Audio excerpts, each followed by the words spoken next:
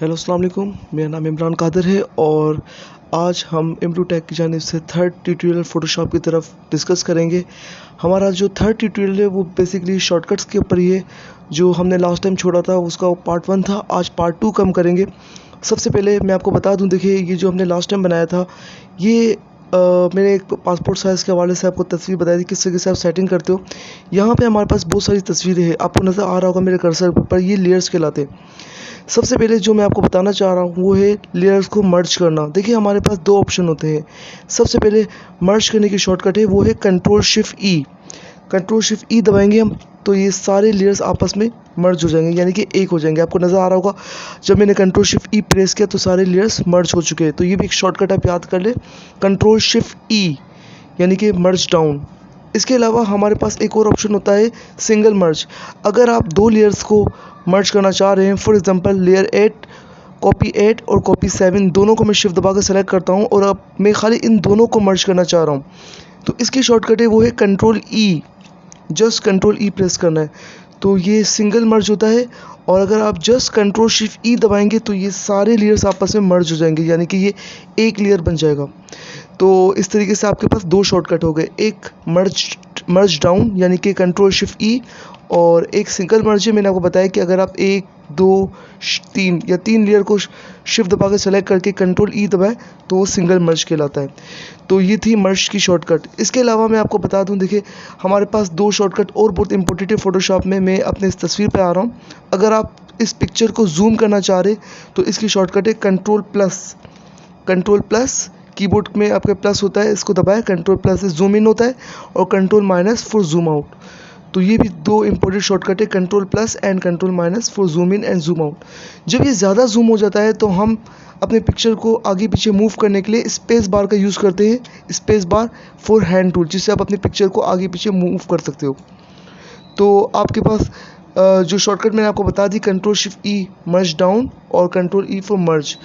इसके अलावा हम आगे बात करते हैं। सबसे पहले देखिए हमने जो ये लेयर्स वगैरह बनाए हुए ना, अगर मैं इसके बैकग्राउंड कलर को चेंज करना चाह रहा हूँ, देखिए हमारे पास फ़ोटोशॉप में ना ये दो कलर दिए होते हैं, एक फ्रंट कलर होता है, एक बैक कलर होता है।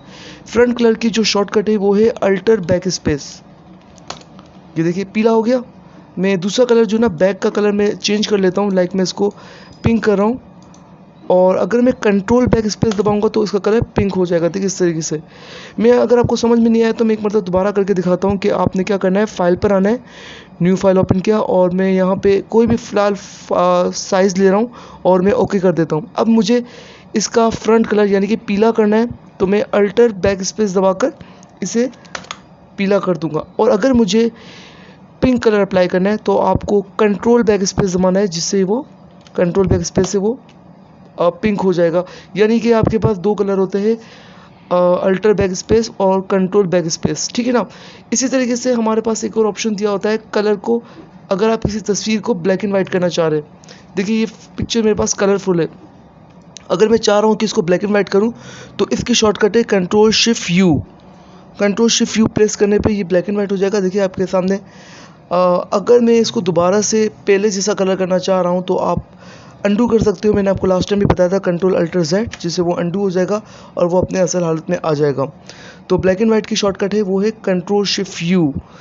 देखिए एक और शॉर्टकट बड़ी इंपॉर्टेंट है इसमें। अगर आप इसको ब्लैक एंड वाइट करने के बाद इसका कलर अपने मर्ज़ी के मुताबिक चेंज करना चाह रहे हो तो इसकी शॉर्टकट है कंट्रोल यू।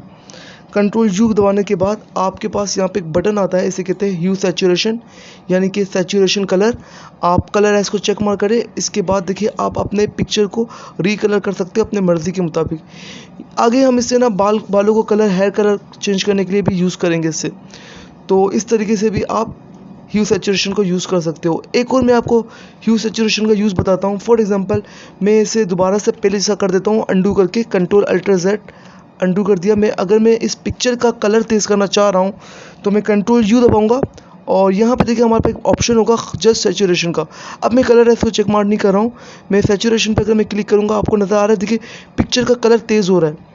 और अगर कम करना चाह रहे हो तो आप पिक्चर को हल्के कलर से भी कर सकते हो। यानी कि अगर आप इसको बढ़ाएंगे आगे की तरफ, यानी कि राइट साइड की तरफ बढ़ाएंगे तो ये इसके कलर तेज़ होगा, और अगर आप लेफ़्ट साइड की तरफ ले जाएंगे तो उसका कलर कम होगा।